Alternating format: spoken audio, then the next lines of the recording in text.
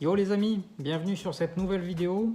Pour les petits nouveaux, bienvenue sur ma chaîne. Donc comme vous l'aurez compris, c'est une chaîne qui va être dédiée à la moto. Alors comme je l'ai évoqué dans ma dernière vidéo, que d'ailleurs vous allez retrouver par ici, je me prévois un petit road trip moto pour cet été. Mais du coup, que faut-il pour préparer un road trip moto?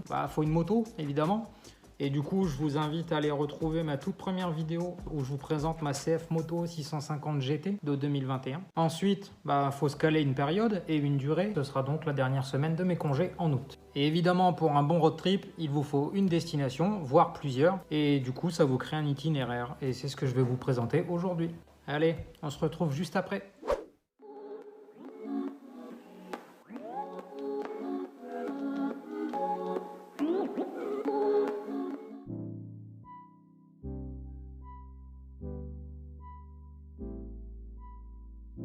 Alors, pour ce premier jour, le trajet ne sera pas forcément le plus intéressant.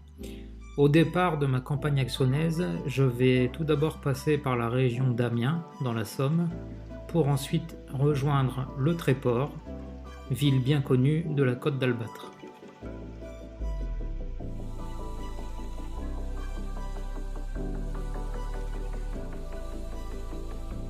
Bien les amis, jour 2 de ce road trip, on entre dans le vif du sujet au départ du Tréport pour parcourir la côte d'Albâtre en passant par Dieppe, Fécamp, évidemment Étretat. On passera également par le Havre. Ensuite, les côtes fleuries avec notamment la ville d'Honfleur. Et en cette fin de journée, je séjournerai sur la ville de Lacambe.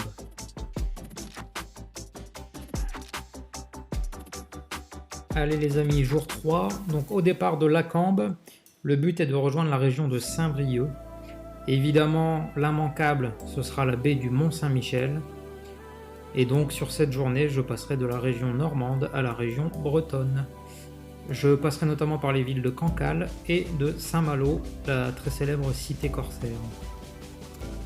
Le soir, je dormirai dans la région de Saint-Brieuc et notamment dans le petit village de Ploufragan. Alors, le jour 4 se déroulera au nord-ouest de Saint-Brieuc avec pour point d'orgue la visite des côtes de granit rose. Le retour se fera par les terres et je dormirai donc à nouveau sur la petite ville de Ploufragan.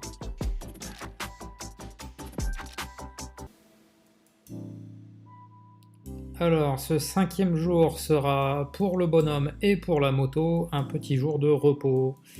J'aurai atteint les 1000 km de road trip, donc un petit entretien régulier ne sera pas de trop.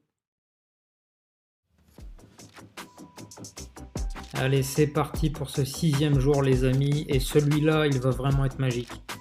Au départ de la région de Saint-Brieuc, je traverse du nord au sud la région bretonne pour rejoindre la ville de Port-Navalo en passant par Vannes.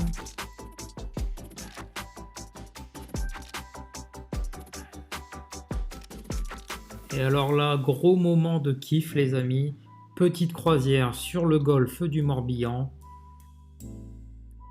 Pour le moment, je ne sais pas si cette croisière se fera avec ou sans escale, mais la visite des 2 îles principales m'intéresse beaucoup.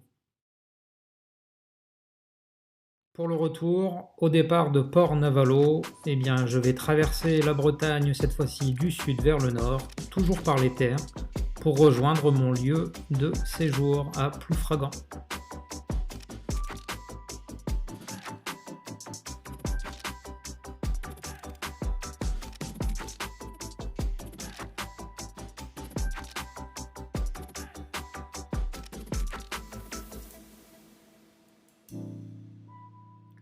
Et oui, jour 7, il est temps de penser au retour. Je vais donc passer de la région bretonne à la région normande cette fois-ci, avec un arrêt dans la commune de Thiberville, là où je séjournerai pour la nuit.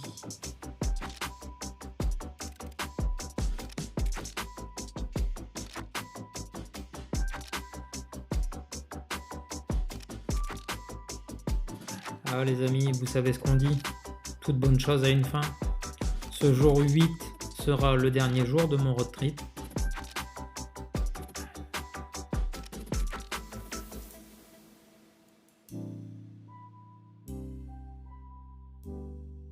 Après avoir visité les régions normandes et bretonnes, je retourne dans mes Hauts-de-France et dans ma campagne axonaise.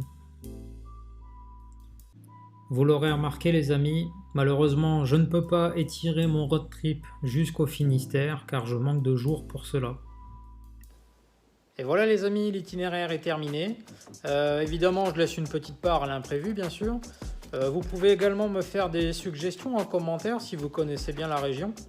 Moi je vous dis à bientôt et on se retrouve dans une prochaine vidéo. Bye bye.